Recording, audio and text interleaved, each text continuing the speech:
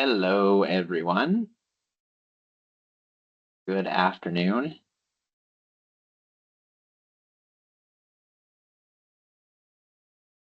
I think Brandon will probably just give it a couple of minutes for folks to Yeah, it takes a hop on. second to get situated. Yeah, definitely.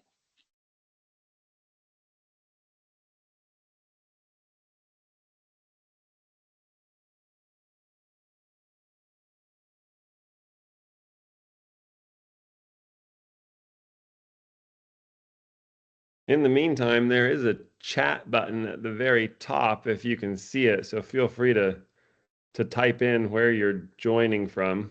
I'm Brandon with Uncat and I'm from Knoxville, Tennessee. If you want to add your favorite flavor of ice cream also, I'm always curious because I'm a big ice cream guy.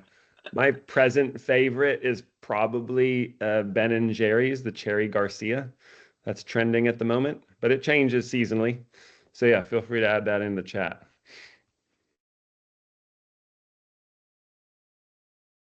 Strawberry. It's a classic. A good flavor.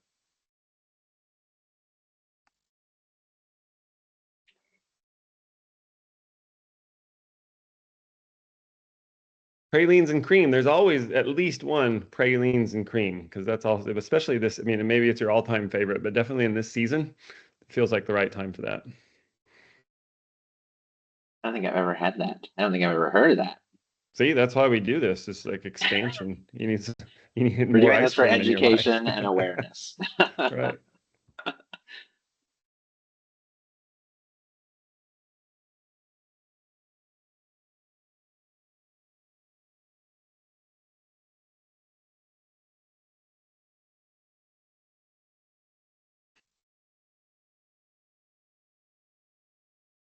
Yeah, mint chip. That's definitely an all-timer for Yeah, me I as think that well. might be my answer too.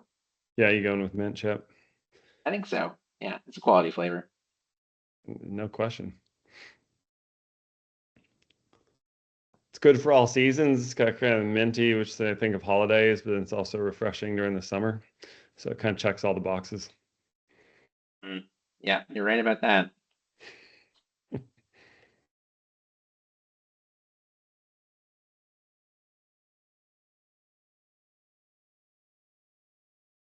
Okay, well, what do you think? Should we get rocking and rolling? Unless there's Yeah, still we more can. Yeah, more we can get chat to be started. had. For those of you just joining us, welcome. And you'll probably see in the chat we're just typing in, where we're from and a favorite flavor of ice cream. So if you want to do that by way of introducing yourself, feel free. Awesome. Yeah, sounds good. We'll keep an eye on the chat and make sure we're aware of everyone's ice cream flavors. Not that we're doing anything about it, but just a nice to know. Well, thanks everybody for joining us today, whether it's afternoon or morning for some folks, maybe. I've got Brandon Bruce here with me from Uncat. It's actually, I won't tell you what it is. Brandon can tell you about it a little bit later. I'm Mike Brown. I'm the CEO of Brightline Financial Services. And we're here today to talk to you a bit about mistakes and growth and all of the messy stuff that is part of the entrepreneurial journey. Hopefully, we can share enough to let people learn from our mistakes and avoid some of the pitfalls I'm sure we've both fallen into, sometimes repeatedly. Yeah, for sure. Part of the fun, part um, of the journey. Yeah, exactly. So why don't you tell the folks about yourself, Brandon, and maybe a bit about Uncat? Yeah, hey everybody. Brandon Bruce calling in today from Knoxville, Tennessee, which is in the Eastern time zone here in the US. So Tennessee's kind of split in half, Central and Eastern. Very close to the Great Smoky Mountains National Park. So for those of you that haven't visited, if you're looking for a good excuse, you can come and tour the park and see some bears. I will add, however, that you do need to be careful around the bears. About 3 years ago, I was coming downhill fast on a bike ride and collided with one. And suffice it to say, I took the brunt of that one. Bear was fine. I ended up with a broken leg. So Jeez. beware of the bears, but they're wonderful to look at. A little bit about Uncat, and to be clear, I love cats. I have cats, so it's nothing against cats. It's actually very pro cat, but it's short for uncategorized transactions. So I'll give you a little brief story about the origin of Uncat, and then certainly we can dive into the bulk of what we'll talk about today. But essentially, Uncat germinated from the 2016 QuickBooks Connect conference. If some of you have been in the QuickBooks ecosystem that long, my co-founder Adam Slack and his firm was named one of the top, basically firm of the future. Fast forward to 2019 when I first met Adam, and he said, "Boy, we're sending out a lot of spreadsheets to our clients of uncategorized transactions. The clients don't love receiving them, and we have to chase them for information all the time. And we don't really love receiving them back because it means we have to copy paste each of their answers into QuickBooks, and it's very time consuming, and surely we could be doing higher value added services." So we built an app for that, right? We sync in uncategorized transactions, we get your clients to respond to them, and then you can categorize and sync back into QuickBooks. That's the simple value proposition. There's a lot of bells and whistles that we can talk about more in the webinar. I can show you around a little bit later on.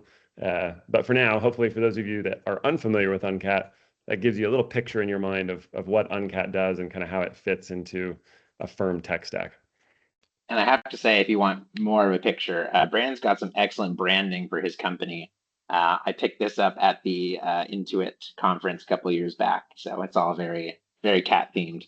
That's right, 100% cat themed. I got my cats right here. Excellent. Well, we have to have some sort of mascot for this, right? Right, 100%. Well, yeah, let's dive on in. So, the point of today is we're here to talk about some early mistakes we've both made in growing our companies, talking about the growth journey. So, like what is part of building a company, building a team, building out a client base, all of that good stuff, and just kind of chitty chatting about the entrepreneurial journey, hoping that we can shed some light on what we've both been through and how that's impacted our growth journey so far and what it means for future growth and all of that good stuff. So we're doing something a little bit different from some other webinars. We don't have a slide deck. We're just here to have a conversation like two normal humans and not be guided by some sort of PowerPoint. Hopefully that's okay with everybody. So there's no slide deck to share afterwards, but there certainly is going to be a recording that's shared. So with that, I don't think we have any other housekeeping, do we? I think we're good to go. Yeah, somebody will be monitoring the chat, so certainly if you have any questions, comments, further ice cream flavors, please just let us know. You can pop that in the chat. So yeah, please do so anytime. I mean, I think from our experience with webinars, it certainly makes it more fun. So if something comes up and you have a comment, question about it, definitely shoot it in there and we'll do our best to keep up. Absolutely. I tell my team all the time, I can stand up here and monologue the entire time, but I would rather hear from other people talking. So with that in mind, let's start talking about how we got started. And maybe Brandon, you can start us off and just talk a little bit about how you started Uncat and kind of the first steps in your journey to building that company. Yeah, for sure. I mean, I'm definitely a startup person, an entrepreneur, if you will. I had a previous software company where we served sales teams and had a really great experience growing that company over the course of 7 years. And right toward the end of that, as we were selling the company, the opportunity to start up Uncat arose in the sort of this origin story I was talking about earlier. And what rhymed for me was we had previously built a sales app that really helped salespeople to save time, right? So that they weren't doing manual updates of their customer relationship management platform. Salespeople want to be out selling. They don't want to do data entry. The same is true really for all of us. And so in this case, Uncat is pointed at the accounting and bookkeeping industry and the clients. And so when Adam first presented the concept of Uncat, he was describing these spreadsheets. And I was like, oh, I've received that spreadsheet as a client from our fractional CFO from my previous company. So it's like, I understand the use case. Let's try to build something that would be helpful to both. Because if the bookkeeper or accountant is saving time, you can be sure the client's also saving time. So everyone's pretty happy at that point. Really what we found among our client base is that saving time opens up time theoretically for doing non-work activities. That sounds interesting potentially, but because the accounting industry has been growing so much over the past 5-6 years, ever since we've been in business at least, we've seen amazing growth. And so typically freeing up more time means ability to add more clients with no incremental cost, which means that there's more profit. And so that's what we see most of our customers doing. The other thing that many customers are doing is, getting rid of a lot of the manual tasks, the data entry oriented tasks, and then going up market and providing more of what we constantly hear about at the conferences, right? Which is advisory services. How can you be more strategic, kind of like CFO level type advice on cash flow management and acquisitions and expansion for your clients. So that's what we've seen. But really, when you think about Uncat, it is very much a replacement of a process which most of us have used spreadsheets for a long time, certainly since the time we've been in business, but for decades prior to that. And so it's just an evolution toward a system that has more sharing so that you can assign permissions to users and understand where everyone's coming from, but also the notion of syncing data so that it's always up to date. One of the problems with exporting a spreadsheet in our experience from like QuickBooks is no sooner have you exported it than more transactions have flowed through from the bank feed. I mean, you just can't keep up. So you're just perennially behind and no one likes that feeling. So that's why we built it. At its core, our uncategorized transactions. And then over the last couple of years, we've added a couple other modules, the ability to request W-9s and bank statements and board meeting minutes from clients if you need them. So kind of document requests. And then also receipts.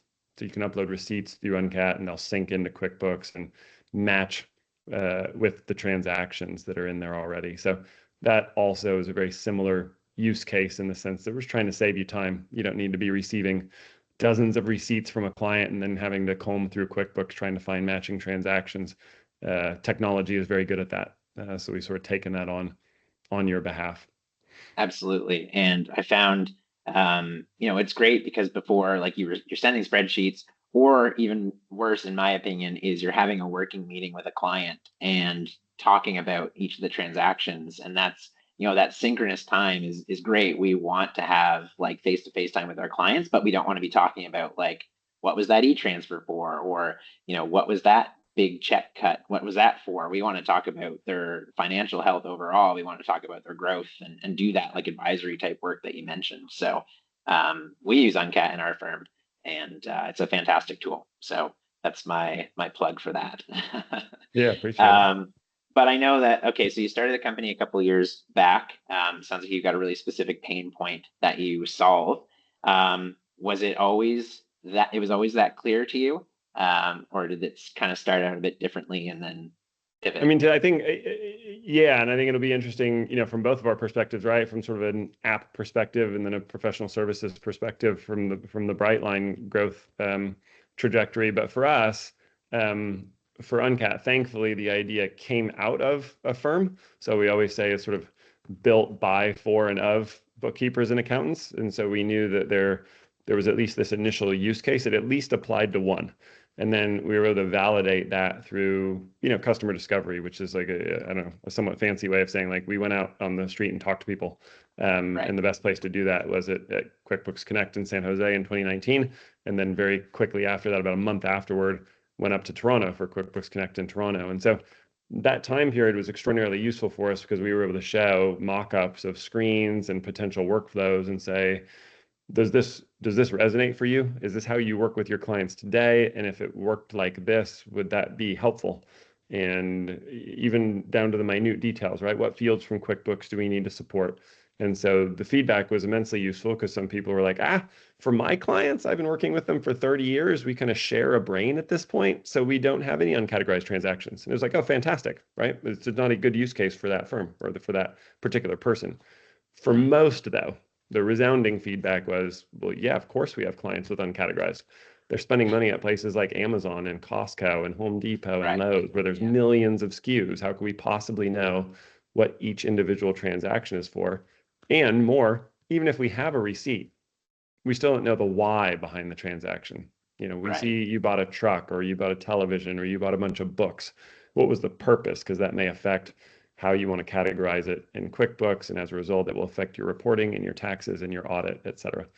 And on the income side of the ledger, people are receiving money from Venmo and Cash App and Stripe and all these other services where it can be pretty unclear who was it that paid you? What is it that they paid you for? And so getting clarity back from the client, which in this case is really the one who knows, is extraordinarily helpful. So we got that feedback by going out and talking with dozens, hundreds of potential end users, and they were kind enough to share their time, but then also agree to be, early pilot and beta users. So we kind of ran that through the early part of the pandemic. We're very much a 2020 app, is when we did a lot of the core architecture, and then we launched in coordination with Intuit right toward the end of 2020. So then we're officially on the App Store, and that's been a great place for us to get visibility. Yeah, absolutely. Um, You mentioned doing some deep customer discovery, which is awesome. That's, I would say, if we're talking about early mistakes, not something that we did super well when we first started our firm. So my partner Stacy and I, we started Brightline, just the two of us, 4.5 years ago, back in Wow. August of 2021. And at the time, we were both working at a bigger firm, and we left because we wanted to do things a little bit differently. We found like customer service was a big issue. We were serving too many clients in a model that wasn't supportive of like serving people in a way that made sense for them. So we left to do our own thing, but of course, all we knew was like a bigger, more traditional firm environment. And so we just kind of like we were receptive to change, but we kept doing what we knew how to do. And we didn't start out with like intentional customer discovery. We just were doing stuff, and then if somebody mentioned something to us, great. But now that we're a little further down the road, we certainly make it a point to specifically ask for feedback at very regular intervals, pretty much all the time. But take that feedback and use it to better ourselves and better our offering. And that's certainly something if I were to look back and say, I wish I did that a lot sooner. I wish I would have done some in-depth customer discovery a couple years ago, because the model we had then and the model we have now it's night and day. Like when we first started, we were doing tax returns. I often say we were slinging tax returns out of our respective living rooms. And now the model we have is going super, super deep with a small amount of clients. So we've got clients that we do all of their bookkeeping, we pay all of their bills, we run their payroll, we do custom monthly financial reports. We take those reports and we do a bit of a controller analysis with a Loom video. We have regular tax planning meetings, regular financial health check-ins. Like we do all of this stuff, which looks very different than doing 200 tax returns every year. So, and we got there by listening to what our customers wanted. Yeah, I'll add because I thought of this when you were describing the process is some of it sounds intentional, some of it is luck, and so it's sort of like having enough energy to push back against bad luck because stuff happens when you're early and throughout the life of a business, but also to embrace the good luck. So I think part of the intentionality was going to conferences early to find out what people wanted and needed. Part of the luck was that there was a back-to-back, one in the US and one in Canada. And the reason that was lucky is we talked to a lot of firms in the US and got a certain spec sheet. Like, this is what we have to have. This would be a nice to have. This we don't need. By going to Toronto, what moved to the top of the list was you have to support receipts. It's not optional. We have to have documentation for every transaction.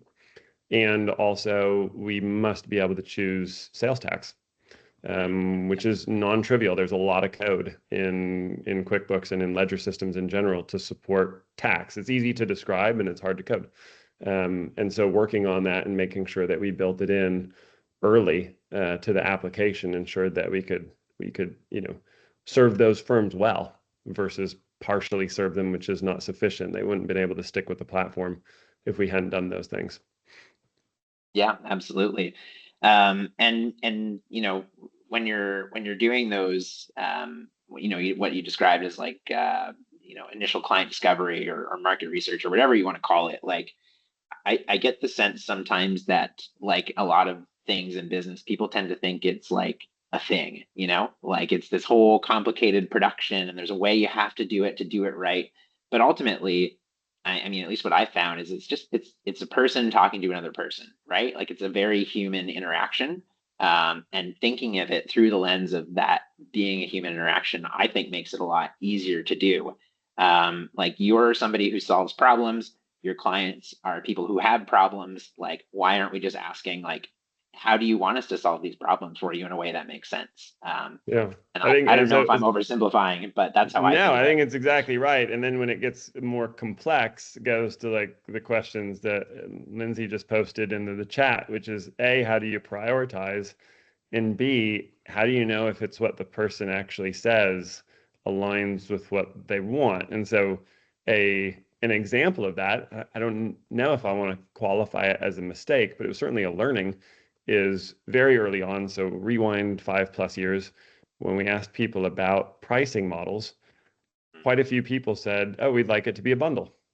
So if we have one client, that's one thing. But if we, up to 5, that should be one bucket. And then another one from 6 to 10, and then 11 to 20, and so forth. And it's like, okay, that makes sense.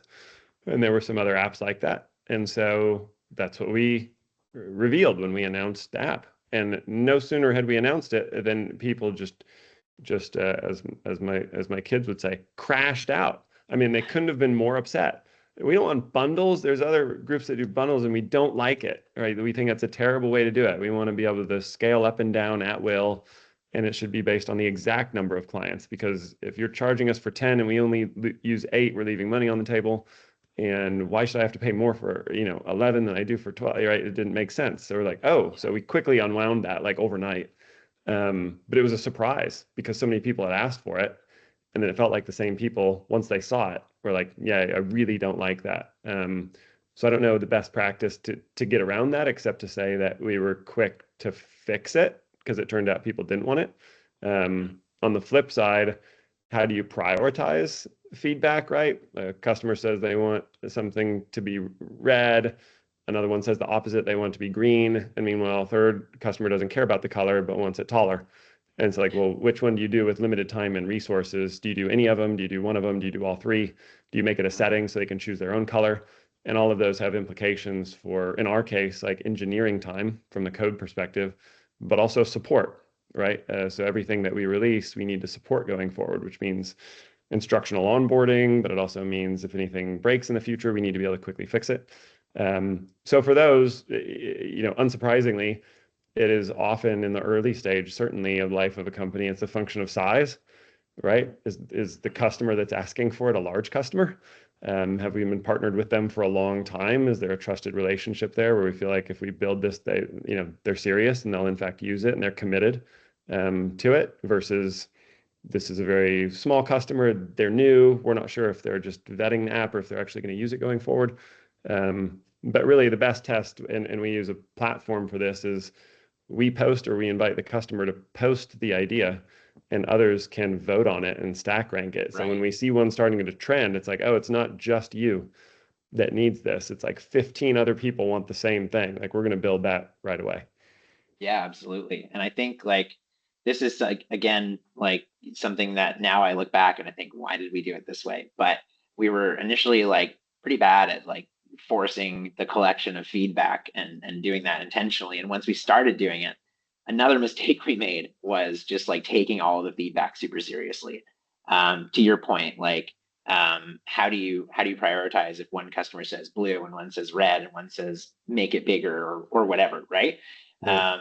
It's a matter, like in my opinion, it's a matter of, and we were kind of talking about this the other day. First of all, like digging into the why of it all. So not just taking the feedback and saying, great, you want it orange, we'll make it orange. But like, why do you want it to be orange? What is it about this thing being orange that, makes it different? And kind of digging into it, because a lot of times people um, say a thing that they may want, but that's not really what they want. That's just the only way they know how to articulate their frustration. And so thinking about like, okay, they're frustrated about something. We know that because they're giving feedback, but like, what are they actually trying to get at here? So I'm always a big fan of not just getting the feedback, but digging into it and really like trying to understand the root problem and asking why enough times until that problem eventually reveals itself. And it's like, oh, we don't want it to be orange. We just want it to be more visible because everything else is the same color and we want it to stand out more. Great. Now we know and we can come up with a better solution than just making it orange. Yeah. Well, and as a as a founder, and in this case wearing a salesperson hat. I learned that the hard way in my previous company, which is a customer contacted us and said, "Do you do X?" And it was a very specific feature. And when they said X, X represented a term of art in the industry that means a certain thing. And so I told them, no, we don't use X. And in fact, no one in the industry does, at least yet. No one has it. We're aware of all the competitors. No one does this yet. Fast forward 6 weeks, I got back in touch with them. Hey, let me know if you have questions. Have you decided, what you'd like to do? And they said, oh, we found a piece of software that does X. And so we signed with them. We're using that. And I was like, no, no, they don't. And it turned out they described it using one term of art, and it was actually something else that we already did. And so I was like, oh no, right, we've lost a sale about something that a service we already provide. So that led to an internal rule for myself, but at my company at the time, which was we borrowed it from the improv world. Yes, and right. So if someone said, hey, do you do X? Like, yes, and what do you mean by X? Yes, and let me show you what we do, and you tell me if it will fit your use case. Yes, and it will be ready in 2 months. It's on our development roadmap, right? So we always wanted to be clear and accurate in representing what we did, but we also didn't want someone else to inadvertently misrepresent what we do because they thought of it in a different way. They use different language to describe it. Yeah, and it brings up a good point, because a lot of times, like, we are as business owners and running businesses that solve problems for people, which most businesses do.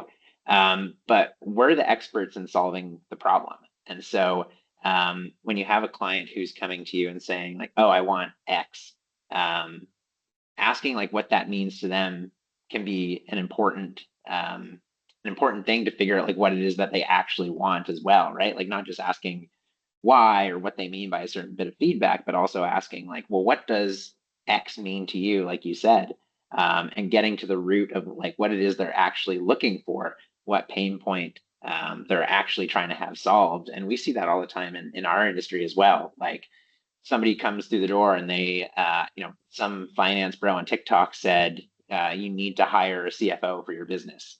Okay, so they come in to the discovery process with us and say, well, we want CFO services. I'm like, okay, well, what does CFO services mean to you? What could a CFO do for your business to help improve it? Like, what expectations do you have? What objectives are you trying to achieve? And you kind of dig into it.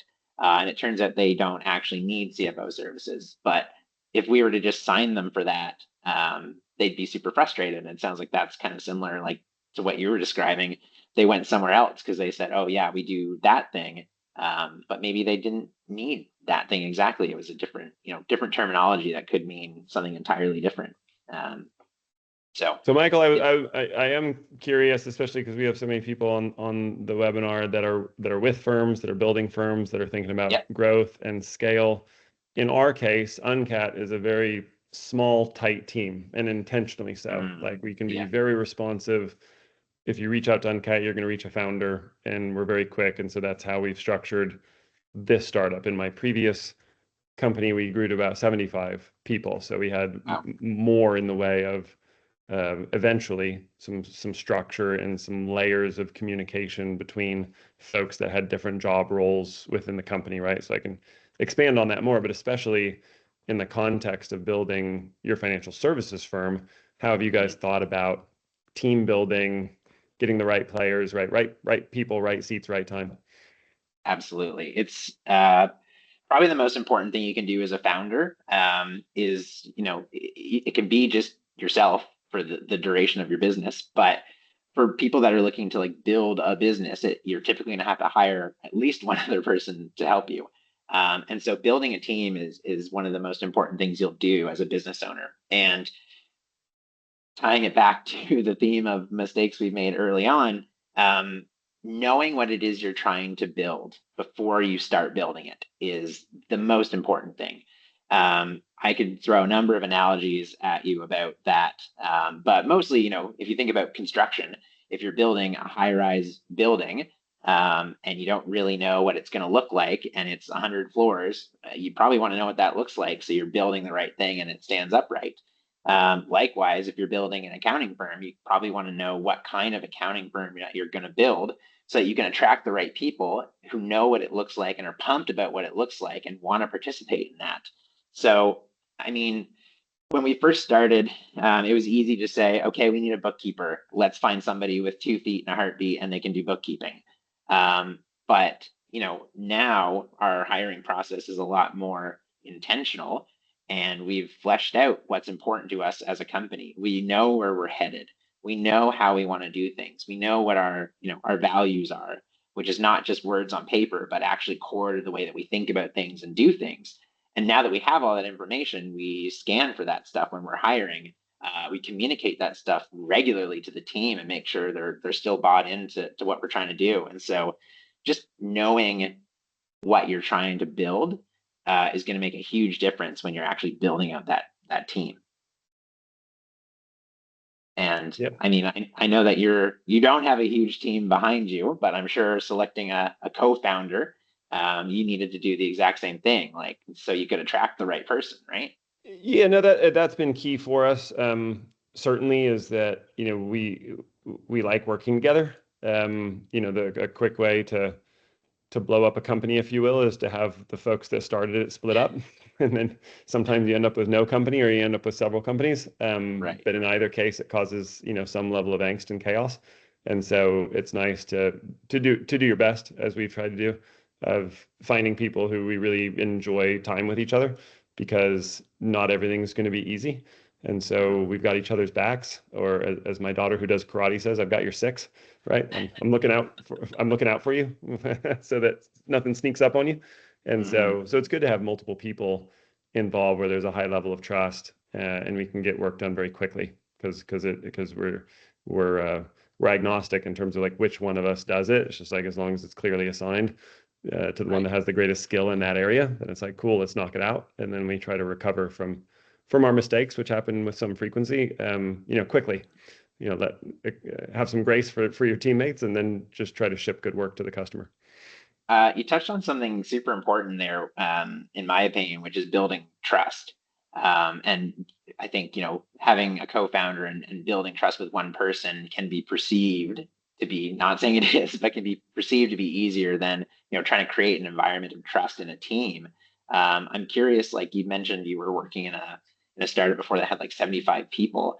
Like, what was that environment like? Did you find it easy to build that trust? And like, was it a remote or a distributed team? Were they all together in person? And like, how did Yeah, that ours was complicated? hybrid. So my co-founder was in California and led the architecture and engineering team. And Hmm. then I was in Tennessee leading sales, marketing, operations. And so as a result, there was an overarching company culture, but then the two locations certainly had their own culture, and some of it was job role dependent, which is to say, when I visited the team in California, the engineers were typically wearing headsets. They were in code, right? So a lot of deep thinking, a lot of whiteboarding of concepts and how to make sure that data flowed properly. The Tennessee office, the Knoxville office, was uh, dynamic and sometimes to an outsider chaotic because it was the sales floor, right? I mean, you're talking about Yeah. people walking around like in doing circles in the parking lot trying to close a deal, multiple Zoom calls happening simultaneously, people shouting Right. out, "Hey, what would you do? This customer's asking for a discount. How should I respond?" And so highly dynamic is just a lot of inbound customer queries and a lot of outbound outreach. So it was certainly at a threshold level louder, Hmm. but also it felt like more stuff was happening faster. That wasn't necessarily true on the California side. The engineers were pushing code all the time. It was just in a different way. So two kind of different cultures. And then what my co-founder and I tried to do is have an annual company retreat, so we all spent time together building those relationships, because otherwise it could devolve into, I'm trying to sell something. The customer asked for this. You need to go build it for me, dear engineer. And the engineers were like, I worked really hard on building something. Why can't you just go sell it? Right. And you start to get short with each other. And Yeah. that's not a great internal culture. So by knowing each other, it was like, oh, I know you as a human being. You're not just a name with an avatar in a Slack channel Yeah. that I sort of throw stuff at when I need to get stuff done because you owe it to me. It's more of a reciprocal relationship. We're both trying to build this company so that it's successful.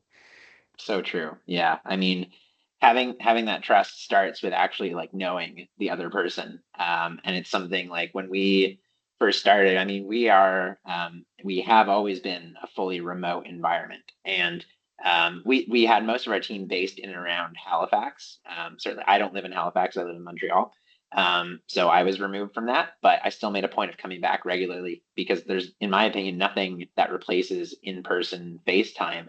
But when you're in a distributed team, and certainly this, if you're looking to build a team that is distributed, you can work asynchronously. We have the technology, we're able to do that. But creating all those touch points, even if it's just to chitty chat a bit about stuff that's not work related, like having those touch points baked into your daily routine helps humanize the people on the other side of your computer monitor. And we remember that they are people, and that helps to build that trust in that environment.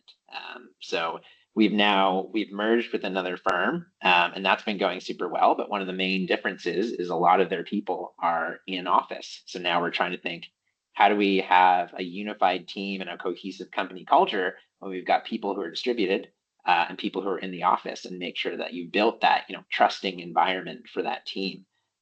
So that's the thing that we have to be really intentional about as we're moving through our next growth phase, and building out a team, is how do we deal with that? Yeah, that remote hybrid in office conversation has been a focal point, right, for at least the last 5+ years, because of the COVID pandemic, but even before that, right? I mean, ours was a 2 location firm, largely in the office, but then as we had people have life events and they would move, and then we became also a remote team, so we had to sort of navigate some of the same questions. I know two of the big topics that people hopefully will be interested in and that we want to touch in today are sort of, and they're interrelated: process and tooling. Yep. I think of it's an oversimplification, but in some ways, I think like process is like strategic, and then the tooling is like tactically how do you achieve those strategies. But first things first. I mean, and you just mentioned trying to synergize in person with remote, and so there's some process wrapped up in that. But overall, maybe some wins and losses that you guys have seen and taken at Brightline in the course of growing the firm in terms of process. Mm. Yeah, I mean, we're a super process driven firm, and we like it that way. It's in my opinion, it's really important to have at least some layer of process. And it doesn't matter how big you are, how many people are on your team.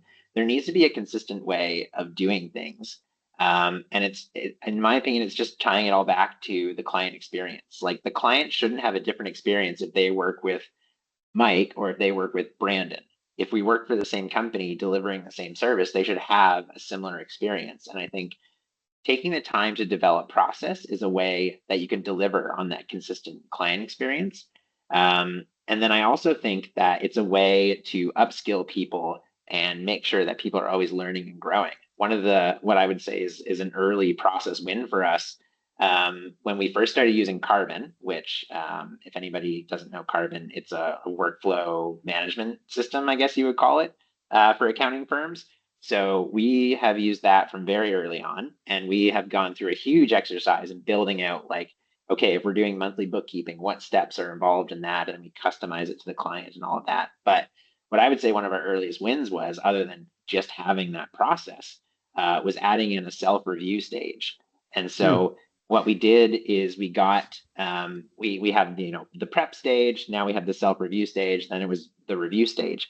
And the reason I think that it's such a win is because it was taking that kind of higher level of responsibility and getting people to look at their own work through that lens. It was teaching bookkeepers how to be reviewers of bookkeeping. And we did that by utilizing process rather than, do we have to pay for all these expensive courses? Like, what do we have to do there? It was a process win. So that's definitely one that I can pinpoint from early on. Yeah. Um, I mean, what about yourself? Like, Yeah, but how I does think process work from in your from company? from my previous company, there were a couple things that emerged process wise, and I sort of think of them as like rules of thumb, or people like us do things like this, right? It's kind of cultural, and Mm, so process became cultural on a couple things. One was we didn't want a process in which like I heard something from a customer and so now I'm going to assign it to you like it's work. And because it's incomplete. And so our internal rule became you need to take whatever the item is as far as you can with your talent and skill set before you hand it off to somebody else. So in practice, what that looked like, for example, for a salesperson who gets a request for a new feature from a customer, rather than jotting down the request and firing it over the fence to the engineering team, and so why don't you build this? It's like the engineering team inevitably would say, I don't understand what it is. I don't know why I'm building it. What specifically do they want? And the list of questions would go on from there. Instead, the salesperson was to note the idea, get a recording done with the customer who requested it, see if there were other customers who also wanted it, typically by posting it to a feedback board, creating a mock-up, like a screenshot. Anyone can do that. And so it was well within their skill set. Writing out in a use case format. So as a user, I want to be able to click at the top to collapse the panel because it gets in the way of another app that I'm also trying to use. You get the idea. And that way it could go over and then it could be translated into code without needing 10 other intermediate steps. But before that, even as important as it might be, we didn't want it to just get sent over to another team because then it bogged down everybody in kind of like busy work and work that wouldn't necessarily make an impact in the goals that we had as a company. So that became a rule there. For our small team, now in our current company, right, we sort of evolved into some rules, some of which may seem pretty obvious, and obviously we're a software company, but it's analogous to any sort of company, is there's some things you kind of know, but you still try to do it a little differently because you're trying to do things like go fast. And so, we had to get real clear over time of like, we know it's a small thing that needs to get fixed. We know we can do it really quickly. It's tempting to deliver that instant result and gratification to the customer. However, we must go through our QA steps because failing to do that and crashing the entire system for all users is not an outcome that's acceptable, right? Yeah. And so, thankfully, we tested that proposition early on when the consequences were very low. Now we pride ourselves in having a system that's like very stable, and you can add 100 users or 1,000 or 1,000 clients in a day, and it's not a problem. That did not used to be the case 5 years ago, and now it scales up and down really seamlessly. Yeah, I mean, when you when you were talking about that, it just triggered something in my memory. We are big on onboarding. I think that's something that we're doing pretty well compared to other accounting firms, and we have a very robust onboarding process, and it takes time. And there's been a lot of times where clients have come in the door, guns blazing. They're like, "We need stuff now. We need you to take over bookkeeping now." And we have to stand our ground and say, "No, we have to follow our onboarding process because if we don't, cutting corners, that we can deliver something, but it's going to blow up in our faces in a way that neither of us is going to like. So we have to pump the brakes and say, no, we need to go through this. And it can be hard sometimes, but like following that process and making that investment in the relationship and truly understanding what's going on and all of that good stuff pays dividends down the road when you're able to actually execute to a level that they're going to hold you to. And certainly that kind of ties into the next thing that we're going to talk about, which is onboarding. Yeah, for sure, right? The tooling that goes like what does onboarding look like for a Brightline? What's a high level? I mean, there might be hundreds of items, but what's like a high level vis-a-vis the checklist? And then, I mean, we know from talking with each other beforehand, right? Part of that is this notion of a tech stack, right? How do you connect the client to your firm? So yeah, I think folks would be fascinated to hear a little bit about how you do onboarding and what the tech stack looks like. Yeah, absolutely. So our onboarding process, like I said, is very robust and it's chunked into, I mean, it starts out with just heavy communication. We're in touch constantly. We're trying to scope out the work. So we're talking, we're asking about pain points, we're asking about objectives. We're trying to narrow in on ways that we can add value super quickly.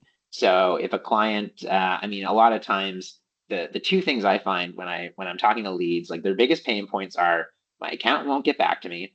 Great. Well, we can, do a couple things in onboarding to set up our communication very quickly so that we're replying in 24 to 48 hours. And they're like, you're not going to sit on it for 3 months, and it blows their mind. And that's a super easy, quick win. The other thing is they've got tons of paper, and we are not an accounting firm that deals with paper. So we tell them, yeah, we're going to get rid of all that paper. We're going to digitize everything, and we're going to put the tools in place to make sure that you don't ever have to send us a garbage bag or a shoebox full of paper. And those two things are super quick wins that make a huge difference in the way that clients think about and participate in their accounting. So, I think it's important to take the time and go through that. When we're talking about some of the other things in the onboarding process, it's a lot of after the communication and the scoping piece, it's let's get things implemented, and we often break that out by software. So let's do a review of QuickBooks and optimize your chart of accounts. Great. Let's put Dext in place so you can put your receipts in there and get that up and running and train your team on it. Dext is for those that don't know, it's like a receipt management tool. So people put the receipts in there, we can categorize them and push them right into QuickBooks. Then we can set up, Pluto for bill pay, and we can set up payroll, typically in QuickBooks Payroll or in Payworks. And then, of course, Uncat is a big part of what we do. And that's kind of like, the last thing that we put in place, because we work on, obviously, the start of our onboarding is how do we get information into the system? Then it's on us. How do we process the information internally? And then how do we now collect further information from the client? So, anybody who's done any bookkeeping or accounting work before knows you're not going to know 100% of what something is when you're going through and there's miscellaneous e-transfers to random names you've never seen before or whatever. So we put Uncat in place, and we teach people how to use that and say, look, you're going to get a text to your phone once a week.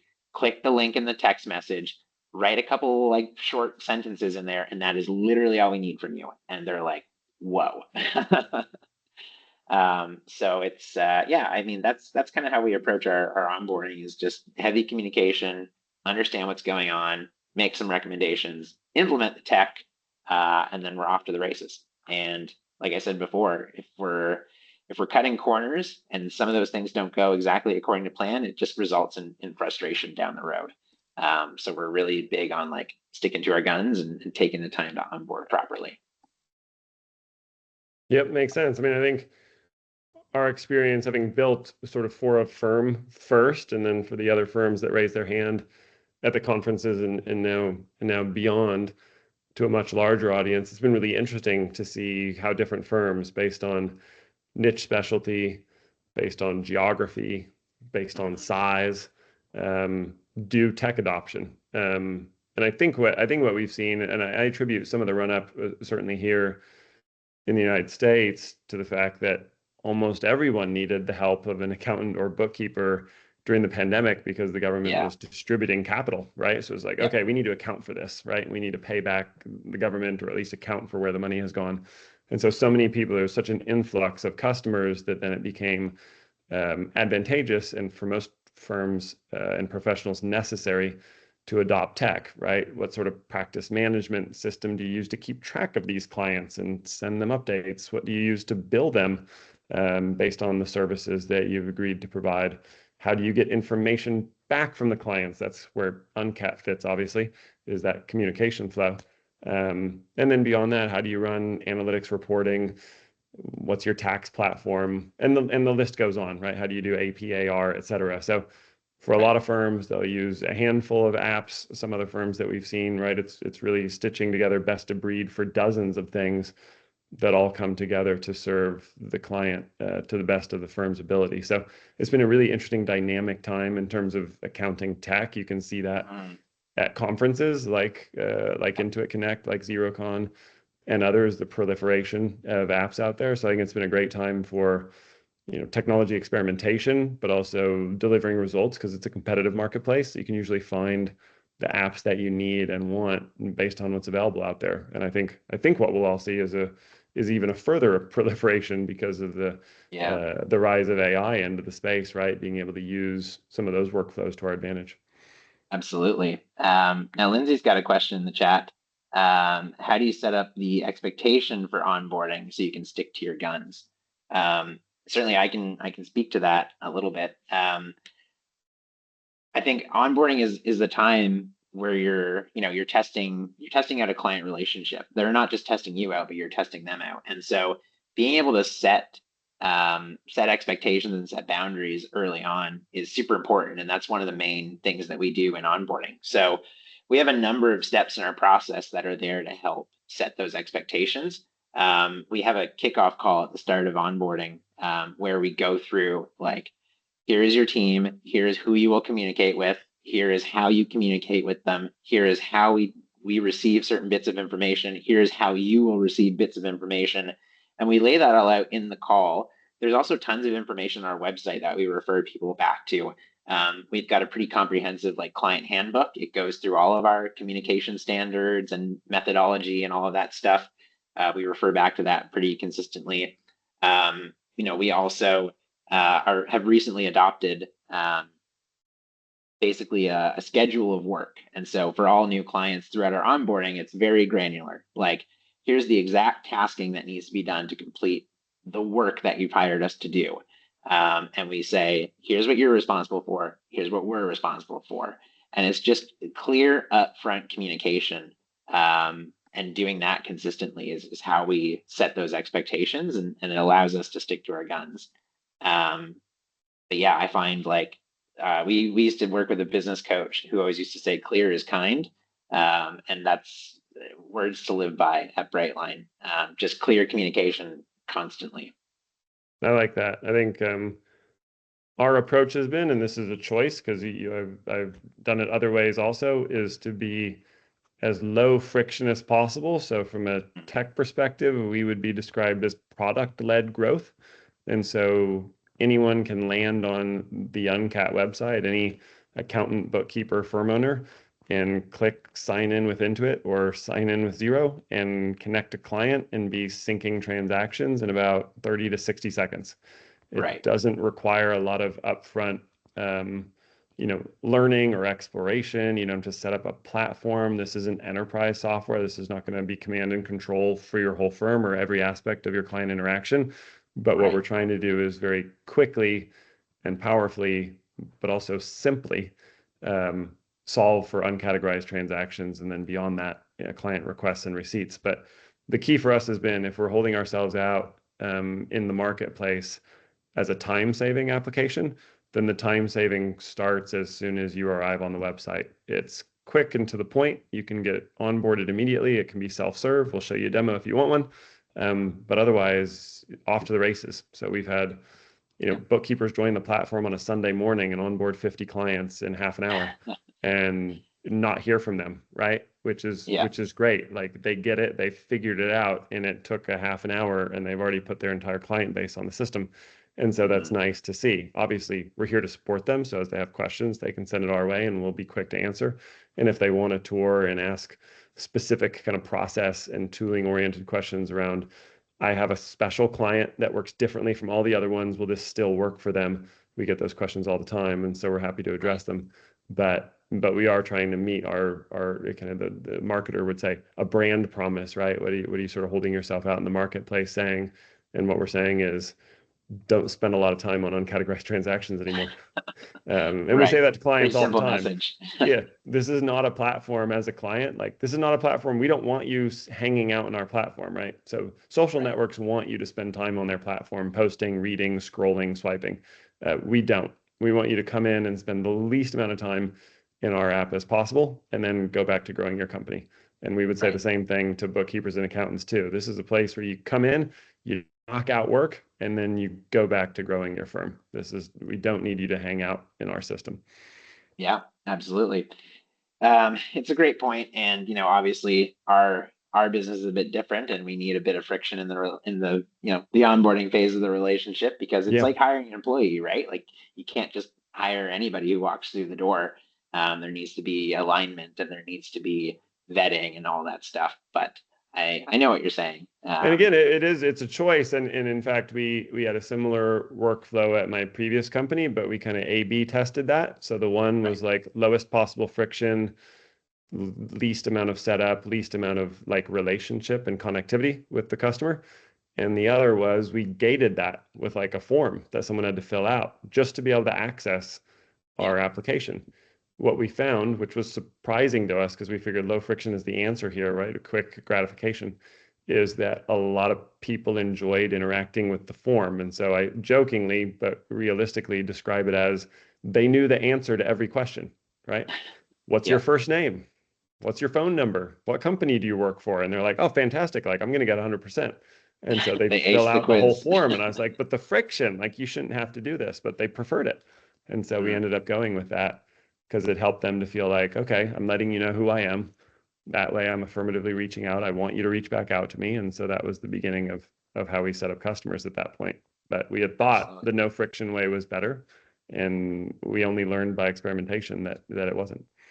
Yeah. I mean, I think there's a certain degree of friction that people expect, and Yeah, certainly like minimizing that is important, but yeah, you might as well lean into it a little bit. right. Now, speaking of Uncat, we've only got a couple minutes left. I know you want to do a bit of a demo here, so you can I show can people simply around. show it to folks so they can just see it. I won't go through all the bells and whistles because I know we're right pretty close to end, but let me see if I can grab one here. Absolutely. There we go. So this is our website. Obviously, many of you have been here. For those of you that haven't, it's just at uncat.com. We very much lean in to the cat motif, so you'll see cats throughout the website. But this is where you would land. This is where you'd click sign in with Intuit, assuming you're using QuickBooks Online. If you're using Xero, click that. And otherwise, you can sign up with email and then connect clients from QuickBooks Desktop. So we also support that through the QuickBooks Web Connector. When you click on those, it'll take you in to the app, and really to get set up, it's going to look like these client settings, right? You're going to choose which accounts you want to sync with Uncat, how far back you want to sync. So if it's like a new client and you're doing cleanup on the past year of transactions, it's no problem. You can choose a date in the past. And then there's other settings here for how often you want the client to be notified. We recommend weekly. A lot of firms are used to a monthly cadence, but then clients will forget about transactions. So a weekly cadence gets them in the habit of, remembering what they did so they can provide you with quality information and you can categorize things right. You can customize the dashboard to show specific fields to the client and invite them to update certain fields from QuickBooks, or you can even require them to do so. So the default is just provide a description and we'll take it from there.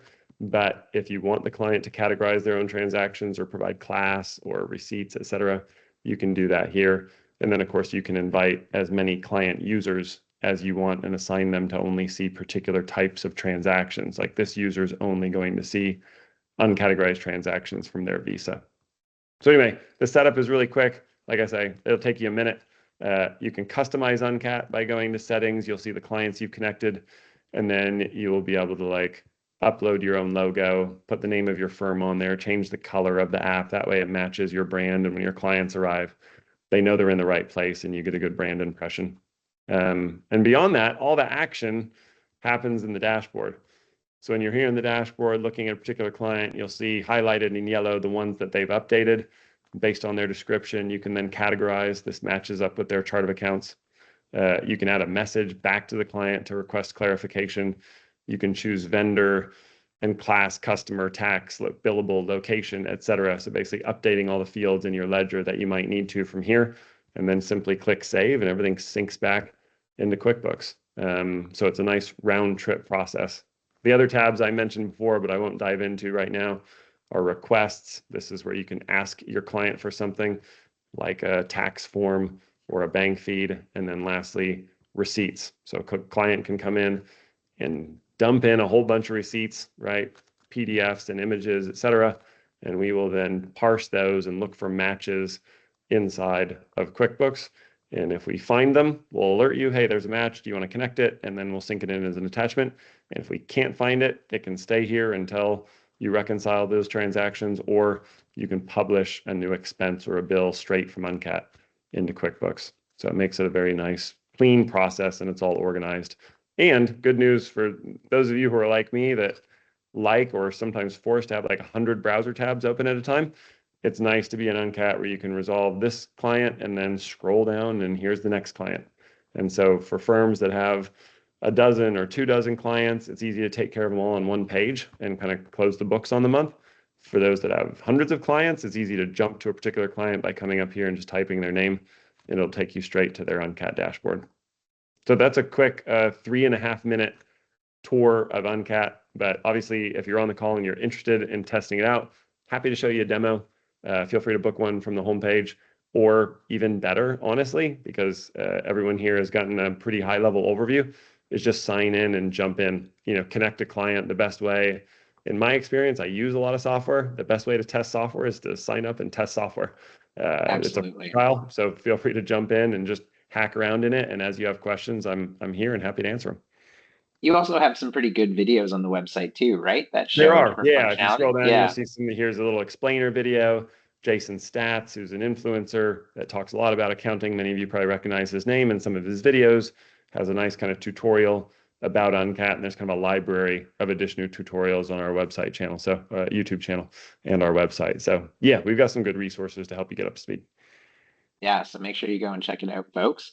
We're at time, so I think we should wrap up here. But one of the things I do coaching calls with my staff every 2 weeks, and one of the things I always use to close out my coaching calls are, what are your key takeaways?